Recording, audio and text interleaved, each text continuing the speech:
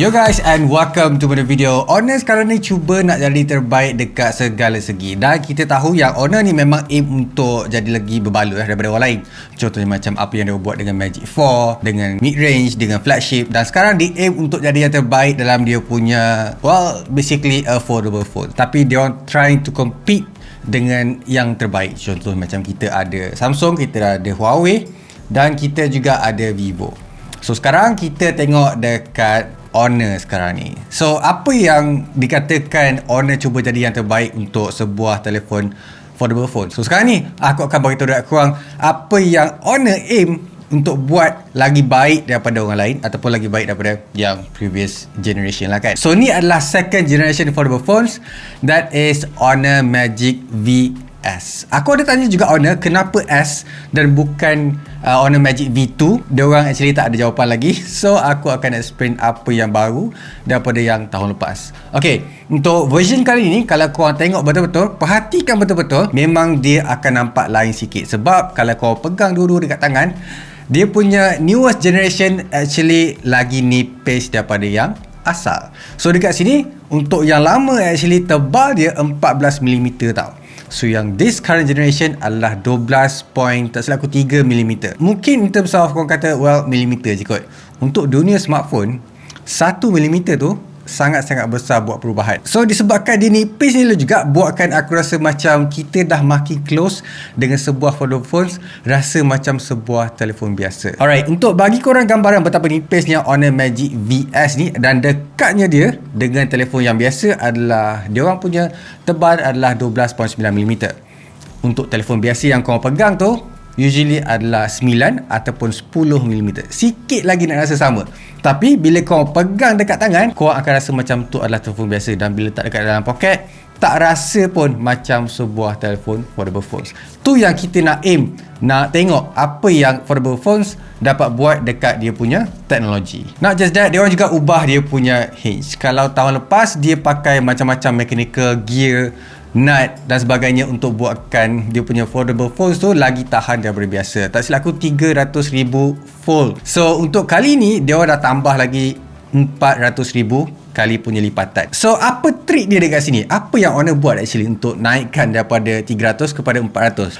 Actually dia buat hinge tu lagi kurang mechanical movement. Tahun lepas dia actually 93 mechanical movement, contoh macam gear, komponen, lepas tu nut, lagi banyak nut daripada yang sekarang ni. Yang sekarang ni hanya tinggal 4 komponen sahaja hinge untuk buka lipatan ataupun tutup lipatan. Dan disebabkan kurangnya dalam sesebuah movement tu akan buatkan telefon tu lagi tahan lama in terms of dia punya buka and tutup lah, obviously. So dekat sini saja kau dah nampak betapa besarnya perubahan yang Honor buat in terms of dia punya lightweight, dia punya tebal, dia punya ketahanan dia, membuatkan kita sendiri rasa macam, well, Honor actually banyak sangat improvement untuk in terms of design saja, teknologi saja, dia punya ketahanan saja. In terms of design, aku boleh kata affordable phones ni tak ada benda yang buatkan kita nampak macam benda tu adalah sebuah eksklusif ataupun a language daripada sesebuah jenama tu. Contoh macam Samsung ke Huawei ada sebab dia lipat daripada luar, tapi in terms of lipat daripada dalam ni ataupun tutup, buatkan semua telefon nampak sama je, unless kalau kau tengok dekat bahagian kamera dia.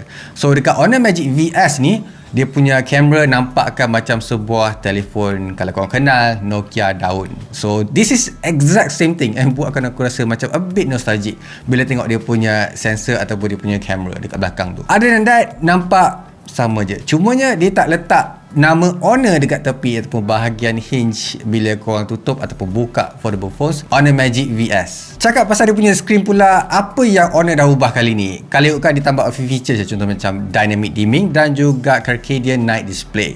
So apa yang dia orang buat sebenarnya adalah untuk kurangkan korang punya mata tu actually rasa stress bila tengok screen, sebab dia orang tahu yang korang sentiasa tengok screen sebab nak buat kerja, nak contact, nak main game contohnya.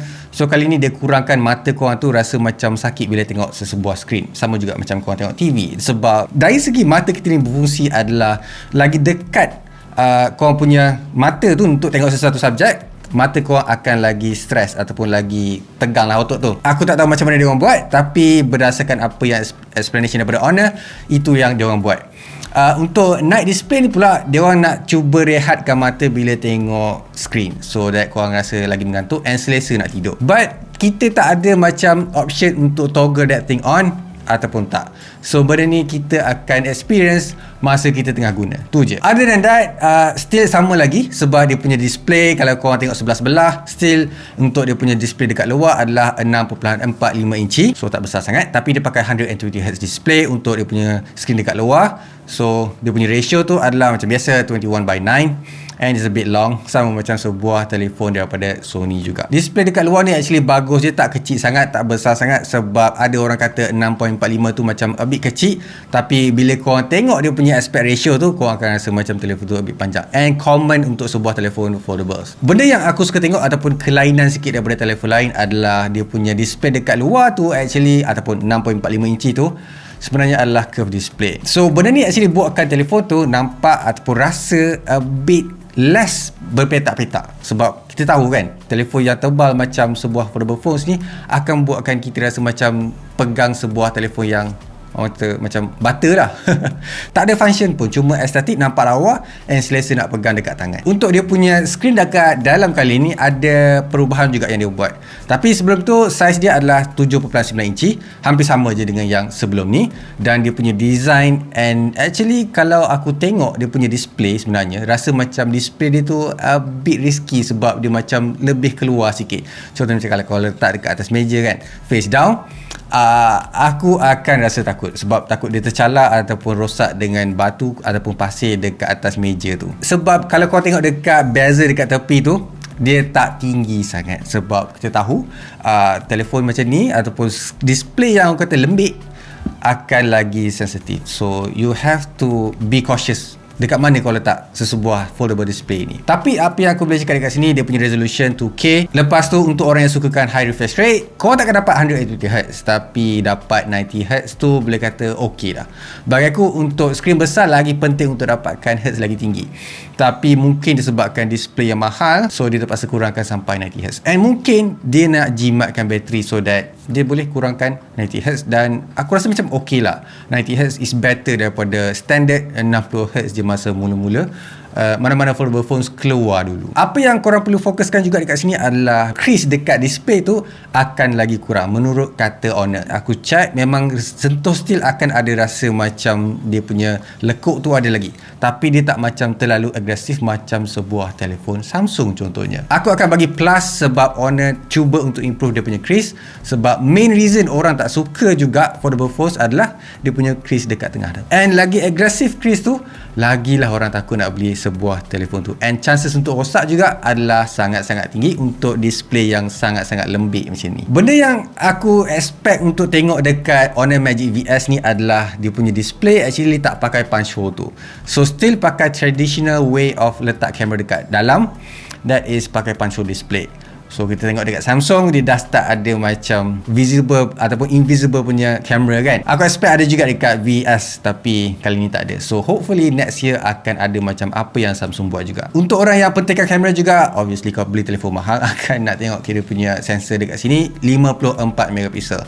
Dia punya main sensor. Agak pelik, aku tak pernah pakai 54 megapiksel sebelum ni, and sensor pun pakai IMX800. Rasanya sebelum ni pernah ada dekat Oppo kalau tak silap. So dekat sini aku akan kata belum test lagi, tapi Honor still bawa dia punya features contoh macam dapat rakam 10-bit lock dekat video recording 4K 60fps, so that's a big plus untuk korang suka tangkap video. And untuk tangkap gambar juga macam biasa korang boleh ada mode 54 megapiksel tu. And ada sensor contohnya macam ultra wide 50 megapiksel, that's a good thing untuk ultra wide, dan juga makro tau. So it's a big plus juga dekat sini. Cumanya untuk telefoto dia pakai 8 megapiksel je, yang mana tahun lepas dia pakai 50-50-50 punya setup kan. Dekat sini dia tak pakai macam yang tahun lepas. Mungkin sebab dia nak fokuskan dekat dia punya main sensor je 54 megapiksel tu. Tapi aku boleh puji sebab Honor letak dia punya design a bit unik dekat dia punya camera sensor ataupun camera glass dekat belakang, ataupun camera design dekat belakang tu nampak macam sebuah telefon daun, macam yang aku cakap tadi. So it's a good thing Honor, sebab kau buatkan telefon tu nampak a bit lain kan. In terms of processing power, kau takkan dapat yang lackluster punya processor dekat sini, that is Snapdragon 8 Plus Gen 1. So kau akan dapat 8GB and 256GB internal storage. Kau takkan dapat performance ataupun latest generation, sebab telefon ni baru je keluar, and Snapdragon 8 Gen 2 baru je keluar, and kau boleh nampak Snapdragon tu keluar tahun depan. Tahun ni tak lagi. Untuk software dia pula, dia pakai Magic UI 7 and pakai base Android 12. Aku dah tanya juga owner bila kau nak pergi ke arah Android 13. So far tak ada jawapan lagi. So mungkin tahun depan juga, sama macam telefon-telefon lain, ataupun mungkin ada yang dah pakai 13 kan.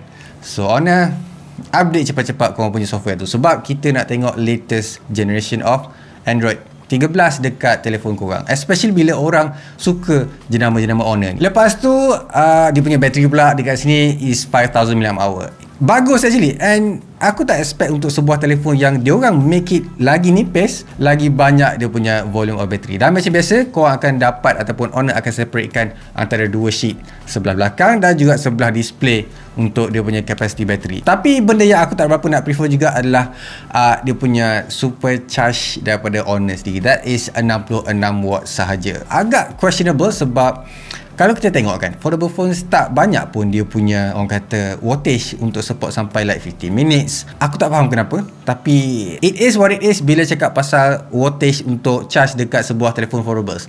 Mungkin ada isu yang kita tak nampak dan dia orang nampak dan tak dapat nak explain. Other than that, korang still akan dapat certified IMX speaker daripada owner tu sendiri. So untuk orang yang nak tengok movie, nak tengok wayang, nak tengok YouTube, nak dengar lagu, korang akan dapat audio yang sangat-sangat bagus dekat sini. Orang yang dengar muzik akan dapat experience the same as before, dan benda ni bukan lackluster, and still kita nak untuk certified IMX untuk speaker. So dengan macam aku puji je kan, so dekat sini aku akan beritahu juga kekurangan Honor Magic VS ni. Salah satunya adalah korang tak akan dapat wireless charging dekat sini.